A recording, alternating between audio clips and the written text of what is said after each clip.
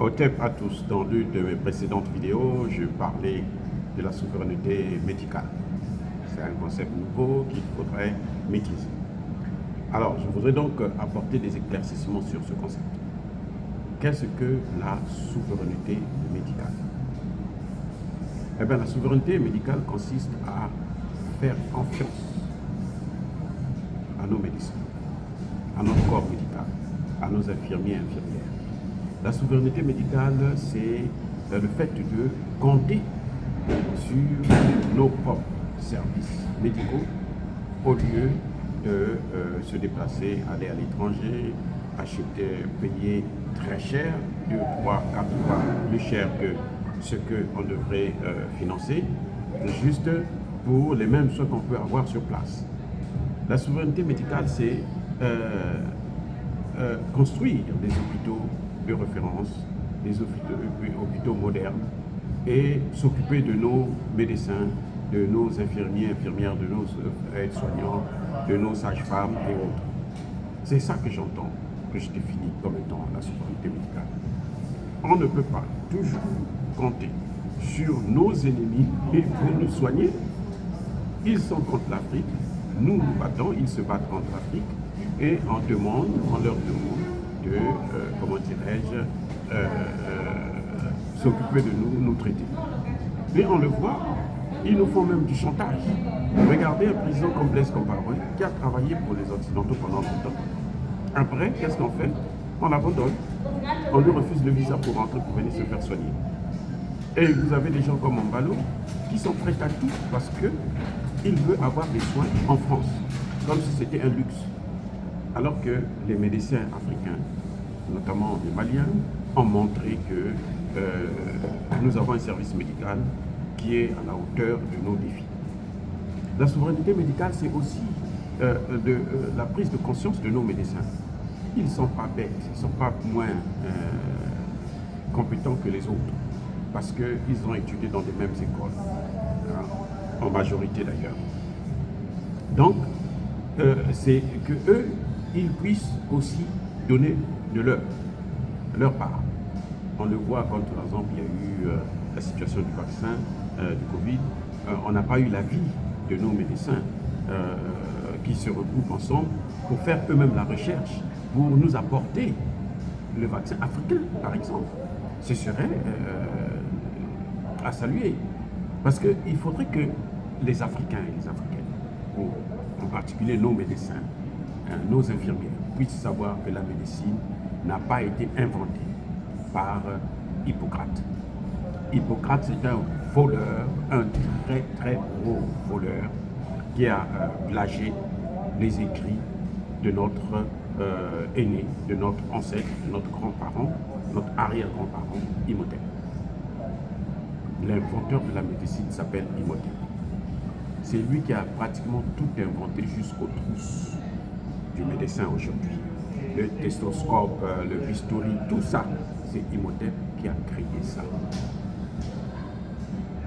Donc, si leur grand-père a créé ça, ça veut dire qu'eux, ils ne sont pas aussi idiots que ça. Ils peuvent faire la même chose. Ils ont ça dans le sang. Nous avons ça dans le sang. Parce que le sang, là, c'est le sang de nos grands-parents. Nos grands-parents. On a le sang de tous nos grands-parents depuis l'origine. Je répète, nous avons le sang de tous nos grands-parents depuis l'origine. Donc, pour qu'on arrive à ce niveau, c'est que les médecins aussi doivent donner de leur volonté, leur contribution, leur part. Et nous appelons donc au gouvernement africain de, comment dirais-je, apprendre maintenant à mieux rémunérer notre corps médical. Vous voyez, aujourd'hui, l'armée que nous avons négligée, tous les pays africains comptent maintenant sur leur armée. Les pays qui continuent à faire des armées claniques, où on se dit on va prendre seulement nos parents pour mettre dans l'armée et on gonfle les salaires, ceux-là, le jour que le terroriste arrivera chez eux, ils verront ce qui leur arrivera. Les armées qui s'en sortent maintenant, ce sont des armées nationales, où on prend les gens qui méritent, t'en prends pas parce que on vient de telle famille, on est de telle obédience politique, ainsi de suite. Donc, hier, l'armée que l'on négligeait, parce qu'il n'y avait pas de guerre, aujourd'hui, il y a l'armée, il y a des guerres, on a besoin de cette armée. On a besoin de nos armées. On a besoin de les équiper. On a besoin de les former. Regardez au Congo démocratique. L'armée est sous-équipée et elle a du mal à vaincre le M23, quelques centaines de personnes, même s'ils sont soutenus par le Rwanda. Le Rwanda, c'est rien du tout devant le Congo démocratique. Donc c'est comme le cas des médecins. Il faudrait qu'on ait une souveraineté médicale. Il faudrait qu'on puisse maintenant là déjà, que l'État puisse travailler avec nos médecins pour leur donner la place qui leur revient dans la société, afin que le médecin ne soit pas seulement celui-là qui s'occupe des basses besognes, des petites choses qui n'ont aucune importance, qu'on peut même, que même les infirmiers peuvent régler. Donc, je crois qu'il y a un espace là que nous devons exploiter dans le cadre de ce que c'est que la souveraineté médicale. Voyez-moi, ce que nous voyons aujourd'hui, le combat des panafricanistes, il ne fait que commencer et il va s'agrandir. Et plus il s'agrandit, plus nous aurons besoin de toutes les forces vives de la nation, et parmi lesquelles le corps médical. Vous avez même les militaires qui vont en guerre, ils ont besoin des médecins pour traiter ceux qui sont blessés, pour traiter ceux qui tombent malades dans le champ de combat. Donc c'est un tout. On ne pourra pas. Vous voyez, imaginez-vous, on est en guerre aujourd'hui, et cette guerre contre le terrorisme est venue des Occidentaux, et que ce soit les Occidentaux qui viennent encore pour nous traiter, pour traiter nos militaires, mais ils vont tous les tuer. Surtout qu'ils sont sans moralité. Alors donc nous devons aller vers la souveraineté monétaire, et c'est un travail que nous devons faire ensemble, les hommes politiques, la jeunesse, les militaires, les civils, les médecins eux-mêmes. Ensemble, nous devons travailler pour rendre notre médecine forte.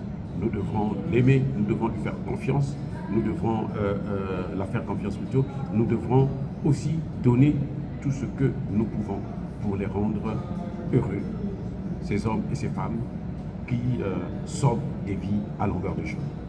Dire cela, c'est inciter à la haine ou à la violence? Non, il n'y a pas colère, il n'y a pas d'aime. Soyez bénis par le Dieu des Kémites.